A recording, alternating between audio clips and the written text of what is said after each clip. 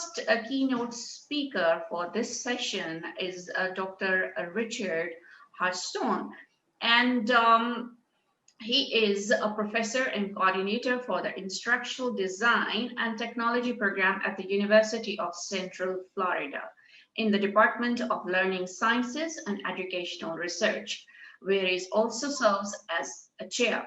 He earned his PhD in curriculum and instruction with a focus on educational technology production and technology and teacher education from the University of Florida as well. At the UCF, his teaching focuses on the integration of technology into the educational landscape, as well as instructional design and development. His research interests primarily involve the production and effective integration of instructional technology into the teaching and learning environment.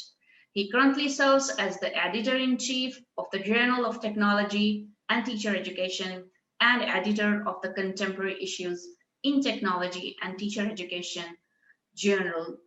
His articles have appeared in such publications as the Journal of Technology and Teacher Education, the International Journal of Gaming and Computer-Mediated Simulations, the Journal of Digital Learning in Teacher Education, Internet and Higher Education, and the list goes on.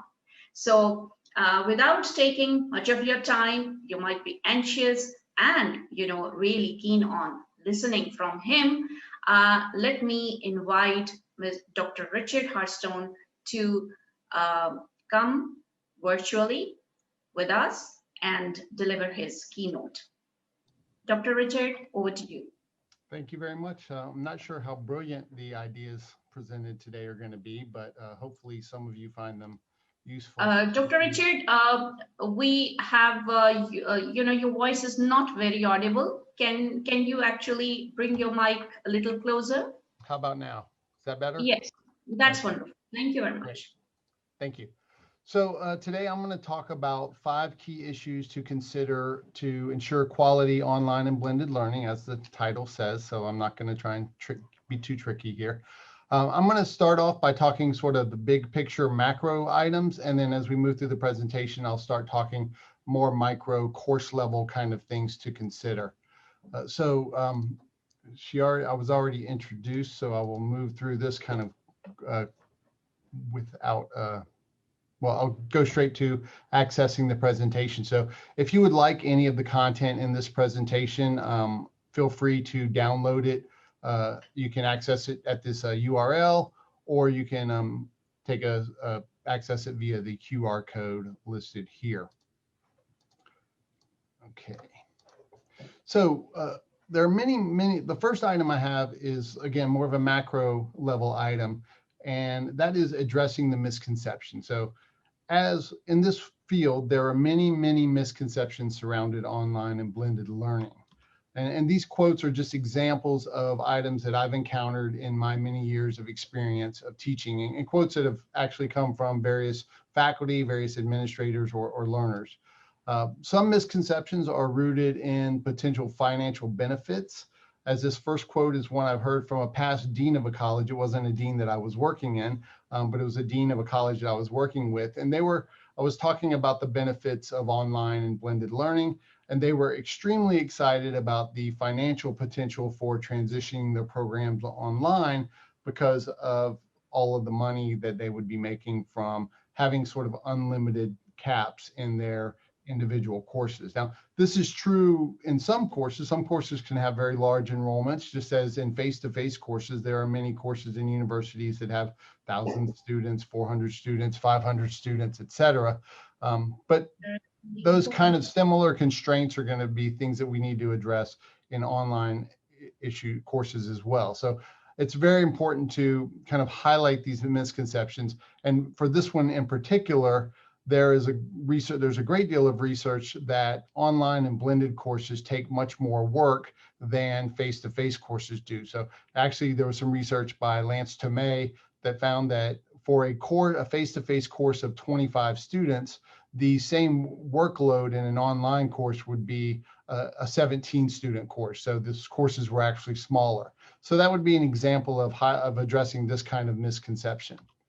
Other misconceptions are rooted in the lack of knowledge of the tools that are available or various pedagogical approaches that can be undertaken or have been undertaken in the past. So, and some are just kind of rooted in historical norms. For example, internships are typically done face-to-face. So this was one quote that came from a university supervisor when we were working with students on a research project, and they felt that the face-to-face contact was extremely important because it helped them develop the rapport with the principals and other stakeholders in the internship process. And what they did when they went through the actual process itself, they found that the virtual meetings and undertakings really served the same purpose of the rapport as the face-to-face meetings. And then they actually had more time to go deeper with the feedback and the peer review. They had video that they could reference for the internships. So they found it a much more powerful process to experience the online internship.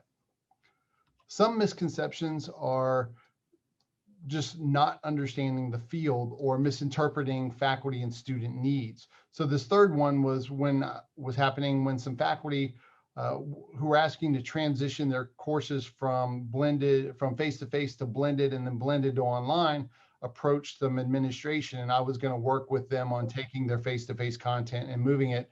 And the administrator was really hesitant because the perception that this administrator had was that the university was really moving away from online, and that wasn't the case. As we kind of have seen in recent years, the growth in online has just been incredible, and blended as well. At the university I'm at right now, for example, we've grown significantly in the past 15 years. And what's remained steady is the face-to-face enrollments, and where that growth has really emerged from is the online and blended enrollment. So this is a trend that's going to continue moving on as well. Some misconceptions are rooted in the lack of understanding of how blended and online learning differ from face-to-face learning and what it takes to design, develop, implement, and evaluate good online and blended learning. And this quote actually came from a faculty member who didn't really know much about online learning, but was really more excited about how the time that it would take them and how much time they would have free to do other endeavors just from taking their online materials and throwing it online, or their face-to-face materials, I'm sorry, throwing it online, and then just kind of letting the course run on autopilot. So, but when we sat and kind of talked to them about what makes a good course, how interactivity is important and presence is important, and all of these other things that are very common in good online and blended courses, her view became much different on the online course. And then some misconceptions are simply rooted in the lack of knowledge of the field, lack of knowledge of the research that's been done in the field. Many people don't think much research has been done on the effectiveness of online and blended learning, and there is a significant amount of research on it and the effectiveness of it. So informing people of the research that exists and addressing these misconceptions is very, very important. So with that said, all of these quotes I've experienced from faculty, administration, and students, and it's important that we, as experts in the field, really highlight correct these misconceptions. But at the same time, it's important that we are very critical of online and blended learning environments.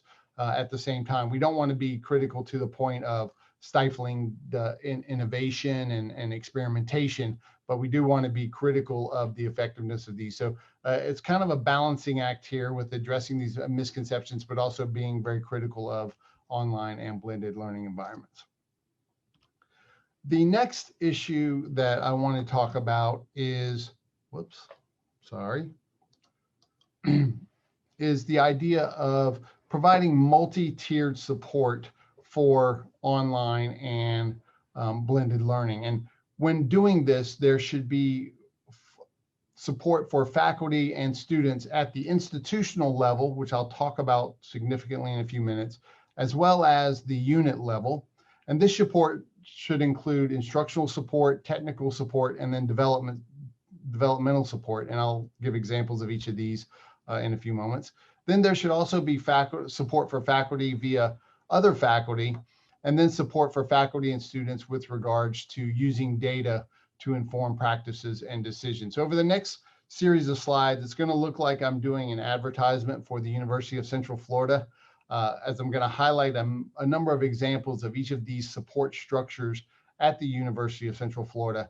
I think that UCF does a really exemplary job of providing both student and faculty support in a very robust and comprehensive manner.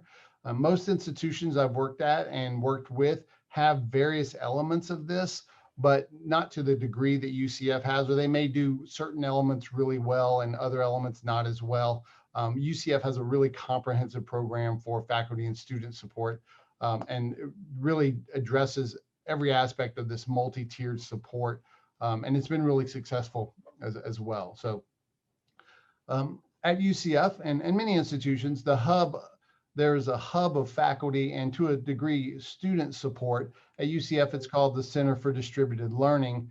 And what is useful about this is that it serves as sort of a one-stop shop for faculty and students to get instructional support, to get technical support, and to get development support. And over the next few slides, I'll give some examples of various items within the Center for Distributed Learning that are useful for faculty and students. For faculty, there are just numerous support structures. First, these, and if you click, and this link is provided at the end, so you can access it there. But for faculty, there are numerous individual resources as well as kind of on-demand resources. So first, if you come here, every faculty member at UCF that teaches online and blended courses is provided with an instructional designer. So here you can come and find out who your instructional designer is. I work closely with my instructional designer because I teach blended and online every term. Not everybody does. Not everybody has a close relationship with kind of continually improving their online courses, so they don't know who their instructional designer is. They may have limited interaction with their instructional designer. So at any time they have an issue, a question, they want to change something didn't work in their course, they can just call on their instructional designer via email, on the phone. They can set up a virtual face-to-face meeting, a consultation, or whatever. And it's a really great resource for faculty, particularly those that are new to online and blended learning.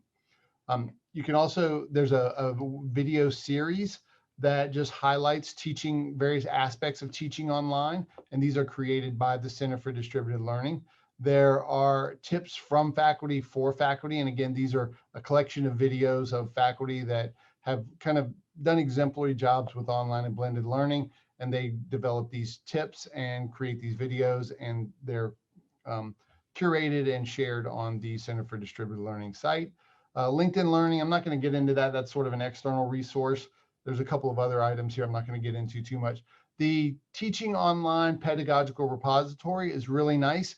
It's a collection of tools and exemplars that faculty can use and contribute to just by going to the online pedagogical resource. So if they are wondering how to provide more interactive elements in their course, they can click on an interactive link or button, and then a series of pedagogical approaches for promoting interactivity in various content areas are provided. If they want to look at what are some unique ways I can assess my students, they can click on an assessment collection of resources and go through and see which ones might be appropriate or not appropriate for them. So it's a really great tool, again, for those that might not really know what they want to do in the online or blended realm. They might have, they want to do something that's a little bit different than their face-to-face, because what they tried before doesn't work. They want to tweak it up a little bit, and this is a great tool for that.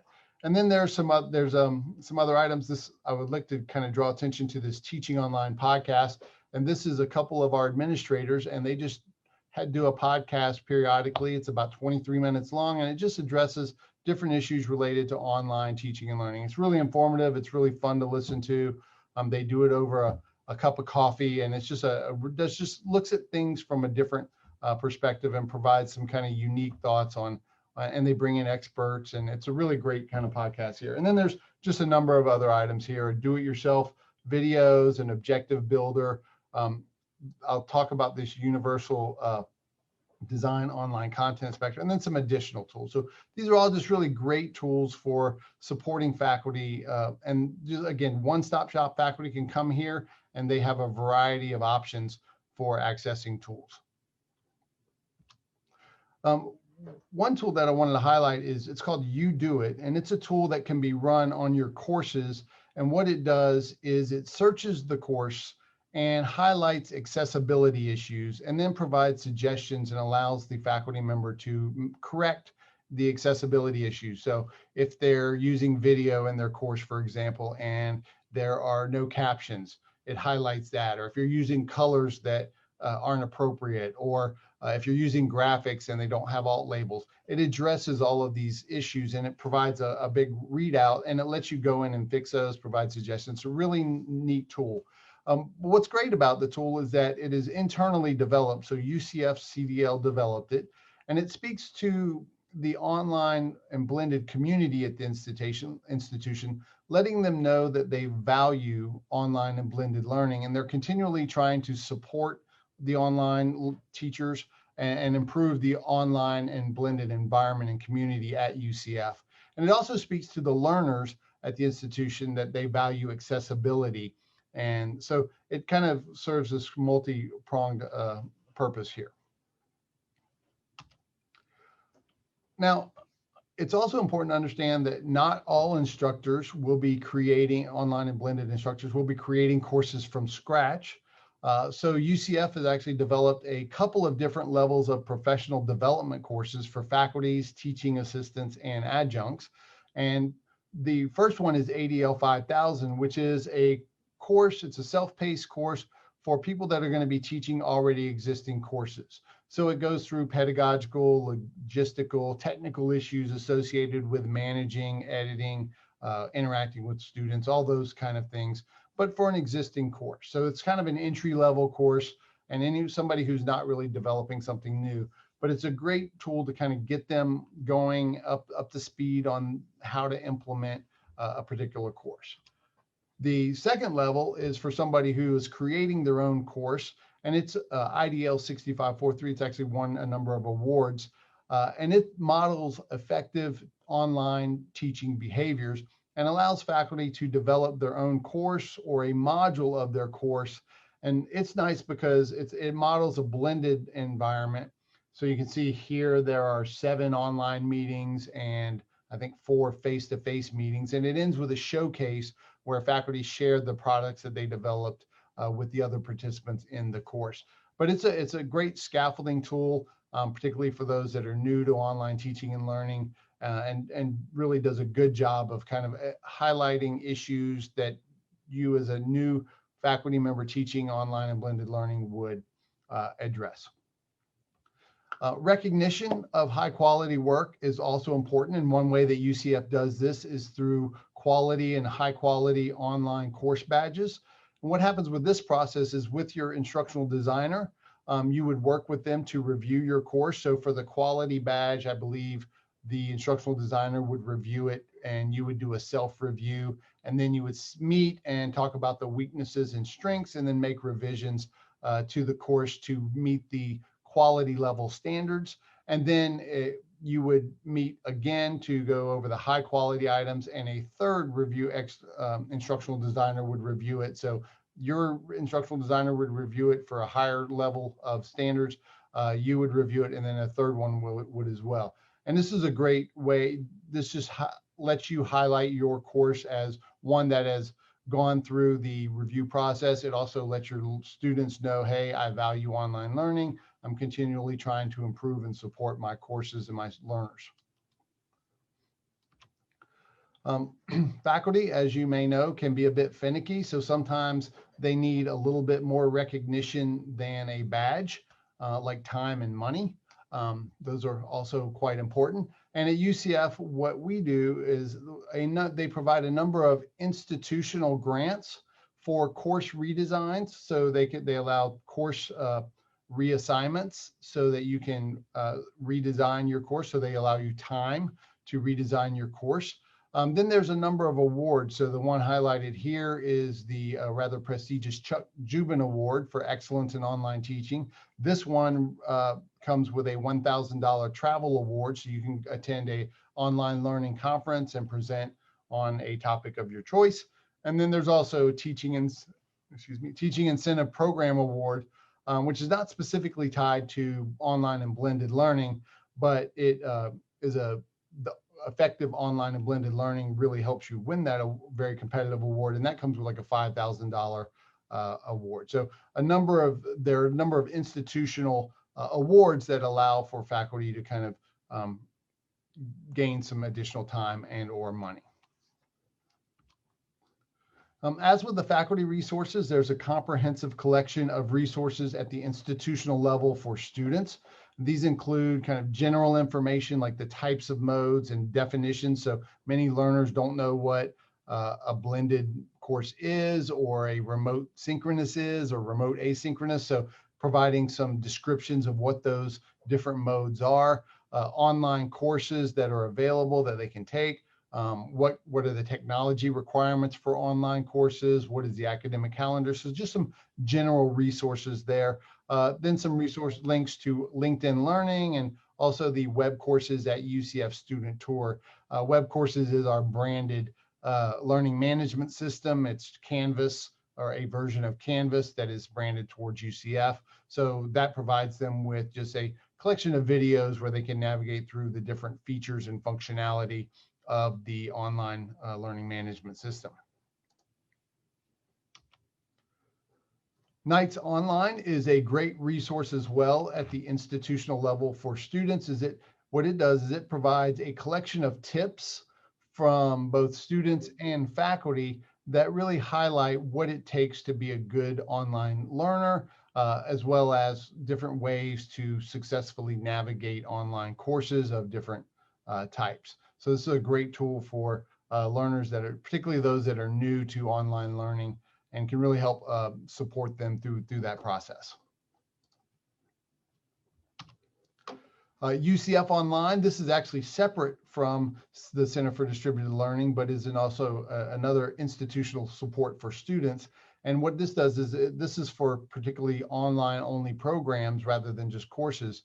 And it provides online coaches to support students in throughout navigating their program. So it can be individual course help, it could be programmatic help, or a variety of other things. But it's a great tool, another institutional support for students. So you can see here, there's been quite a few institutional supports for both faculty and students. So UCF as an institution does a great job of really providing that commitment to a successful online and blended program. So at the unit level, so while institutional support is critical, it's also important to have a more localized support for faculty and students, as they may feel more convenient or more accessible in using these resources, things that are at their unit level. So this is just a quick example of a collection of resources that are provided to the faculty in the Department of Learning Sciences and Educational Research at UCF. The modules were kind of compressed here for brevity, but these kind of emerged from the COVID-19 epidemic and the transition from face-to-face to emergency remote learning. And just kind of highlighting a couple of things here. I have just a quick discussion board here for any questions you might have. And then here's like a collection of resources on how do we do web conferencing, and how do we record lectures and demonstrations? How do we access our networks remotely? Because some items can't be accessed unless you're UVPN. How do we set up student groups and promote collaborative learning? How do we personalize announcements or discussions in an online course? What are some assessment options we have in an online or blended course as opposed to what we might do in our face-to-face? How do we transition those? And then some other just general resources here as well. So, and there's kind of a variety of different levels here, from very basic to those that might be working with some more advanced items. And then from the unit support for students, like, that's also important. So particularly as they interact more frequently with the program area faculty. So this is just an example of an online module in which students in instructional design and technology are enrolled. And what it does is it just provides resources for navigating their program of study. So there's a welcome here, some identifying the professional dispositions and standards, events, just working with your plan of study, practicums and internships, those kind of things. So just kind of helping them navigate the various elements of the study so that they're not worried about the extraneous items and they can really focus on their courses. And so, as not all faculty are really well versed in the complex world of online and blended learning, it's great to have faculty that are more experienced share their knowledge and skills with other faculty. And this is a key approach that is taken by the Center for Distributed Learning, but there are other more organic approaches, and these are often more better received by faculty because it's coming from their peers as opposed to the center that's specifically designed for that. So, but having that peer interaction is really useful for many faculty. This is a screenshot from a mixed mode course in the College of Engineering and Computer Science in collaboration with the Center for Distributed Learning and the College of Education and Human Sciences.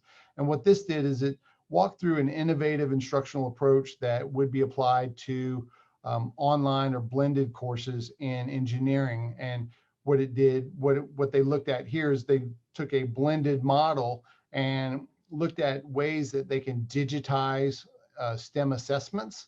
And what this allowed the instructor and the graduate teaching assistants to do was sort of flip the way they use their time from heavy grading loads to one-on-one teaching. So this was a great example of how they use this innovative instructional approach to just shift from the assessment focus to the teaching focus. And then I previously mentioned that not all faculty are well versed in the world of online and blended learning, and this is obviously the case for students as well. So it's important that faculty provide course level support for students that are navigating online and blended courses. And this is actually just an example of a module 0 that I include in all of my courses for new learners. I just provide a discussion board for any questions, a peer feedback discussion board, and then a series of resources for navigating online and blended learning. Data support. So what is great about online and blended learning is that they're housed in learning management systems, and the data collected and accessible by these tools can be extensive and provide just a great picture of what is going well and what is not going so well in a course. So it's important that faculty and students are, one, aware of the different types of data that's available, but also understand what that data means, how it can be used, and how it should impact the course. And this screenshot, just a very basic piece of data, which may or may not be useful. It's just the last time that there was activity by students in the course. This is just a collection of students without their names. And then also the total time they've had activity in the course. And this may or may not be useful. Somebody was in the course for 179 hours here, and then somebody down here was in for an hour and a half. So if I looked at those, could I see a correlation between achievement in the course and time, or, so it's really, it may or may not be useful, but then you can look at some more granular things. So this provides some more granular data. This is one student. I can see their interactions here.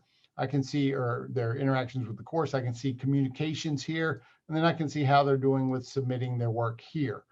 So you can kind of, this provides a little bit more granular, and it may be more useful than others. Then there's assessment data.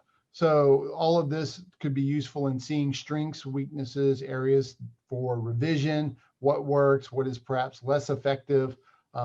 So here I can see how many students got this correct. I can see the discrimination index. So how effective is this particular item at differentiating between high achievers and low achievers in the course. So how would I use this as an instructor to revise my course, revise my assessments for future courses. So there's a lot of really great data. The functionality of learning management systems, and as far as collecting data, is growing daily. So being able to work with this data is really, really important. Okay, so in order to have, moving on to the next thing is understanding influencers. And so in order to have quality online and blended learning programs, it's important to understand factors that are ever present in influencing our design, development, support, and implementation, and to examine how these might influence the various elements of a course. So for each of these driving factors are always our goals and objectives. So these influence our instructional strategies, our assessments, how resources are provided, our structure, etc.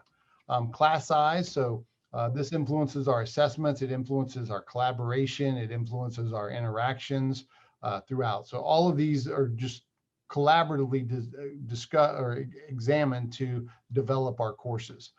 Students, so who are our learners? Are they non-traditional learners? Are they new to the content? Are they new to the technology? Or have they had experience with online learning or blended learning in the past?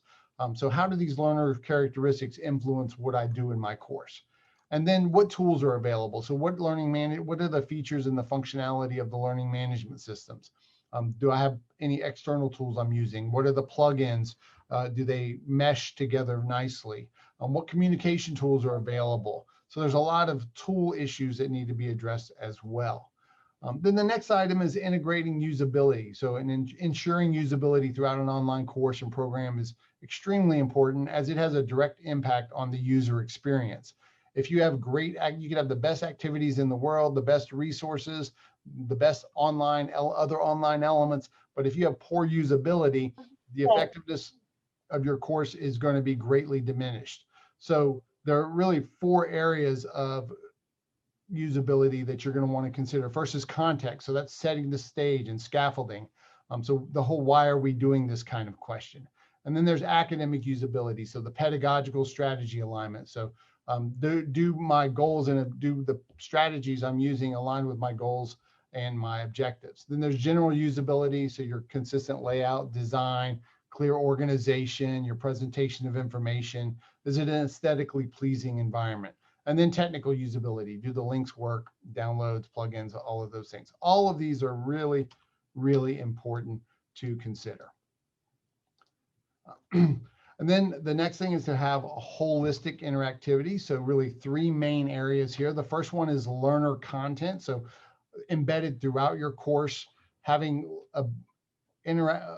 consistent opportunities for the learner to interact with the content. So personalized approaches, making sure your media is appropriate for your audience, perhaps using flipped learning to provide more interactions, just consistent and repeated opportunities for learners to interact with the content. The next one is learner, and we know that from the research that this leads to higher student achievement and satisfaction. We also know that community and presence in online courses is important. So providing consistent and repeated opportunities for the learners to interact with each other. So formative and informal, as well as summative and formal, providing discussions, chats, small group work, peer reviews, those kind of things. And then learner instructor. So we know that the instructor presence is extremely important in the students' perceptions of the quality of an online course. So providing announcements, perhaps using audio or video, providing Q&A sessions, help sessions, providing extensive feedback loops, those kind of things.